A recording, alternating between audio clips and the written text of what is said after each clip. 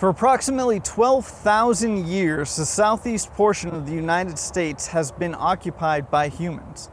Not much is known about the native population that lived here, though, until around 1,000 years ago, during which multiple tribes within the civilization began constructing large mounds around their settlements. Complex earthworks began to take form during this time, built of soil hauled by hand in woven baskets, potentially by thousands of workers, mostly skilled Mississippian culture farmers. Many of these mounds still remain intact today. Georgia is home to some of the most intact mounds found in the U.S. The Ocmulgee and the Etowah Mounds are two of these ancient native sites, with histories that stretch back thousands of years.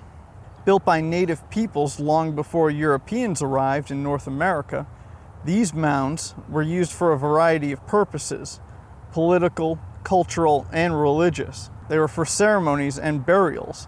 They stand as silent reminders of Georgia's native past and offer visitors insight into the lives and cultures of those who lived here centuries ago. The Ocmulgee Mound behind me was 55 feet tall, and archaeologists have determined that it had a spiral staircase that wrapped around it all the way at the top. This was a unique feature for Mississippian mounds, found only here. Archaeologists have discovered artifacts such as pottery shards, tools, human remains, jewelry made from copper and shells, all of which provide evidence about how native people lived here during this time period. Meanwhile, the Etowah Mound dates back even further than the Ocmulgee Mound, with a history that spans across 550 years, although much less information is available about its original purpose or inhabitants due to erosion caused by farming activities over the years. Despite this, it is considered the most intact mound of any in this part of the country. Its largest mound is 63 feet high and has a footprint that spans across 3 acres, and approximately 140 buildings have been identified across the entirety of the Etowah site, remnants of the villages and common spaces within the settlement. Additionally, the mounds and surrounding settlements were at times abandoned, either due to famine, war, sickness, or natural disaster, only to be resettled decades later, sometimes centuries later. This cycle could repeat multiple times, with various tribes inhabiting the mounds and using and adding or removing portions to them as needed. The settlements around the mounds would include trading posts, fortifications, farmland, and the earthen lodges used for day-to-day living and activities. These would be dug into the ground with sod and clay walls and thatched roofs.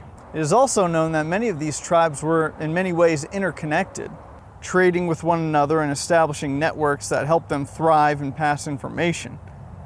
This could have potentially allowed them to share best practices for farming, foraging, and construction, to include the earthen constructions such as the mounds, trenches, moats, and earthen living areas, and even defensive palisades seen across multiple spots of what is now the United States.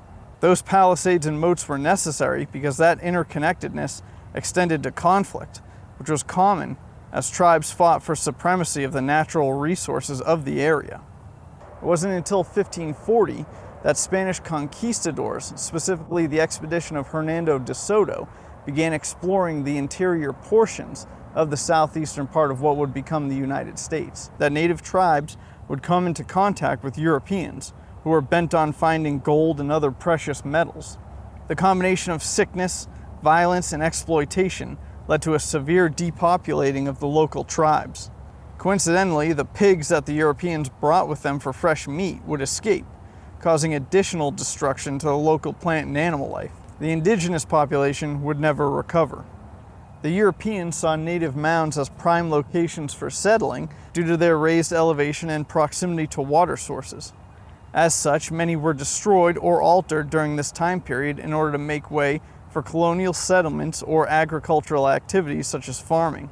In addition, Native Americans were forced off their ancestral lands by an increasing number of settlers and into areas where resources were scarce. This led to further disruption of traditional customs related to native mound building practices. The long-term effects of European colonization on native culture can still be seen today in the form of fewer surviving mounds compared with pre-Columbian times as well as a decreased public knowledge about this Native American history overall. The native tribes that inhabited the area around the Ocmulgee and Etowah Mounds left behind evidence about their beliefs, customs, rituals, tools, technologies, food they ate, and even stories about their creation myths. In addition to this physical evidence, written accounts from early European explorers also give us glimpses into what life was like when natives first encountered them hundreds of years ago. Thank you for watching. Thanks to my Patreon subscribers for helping me get here. As always, until next time, get lost.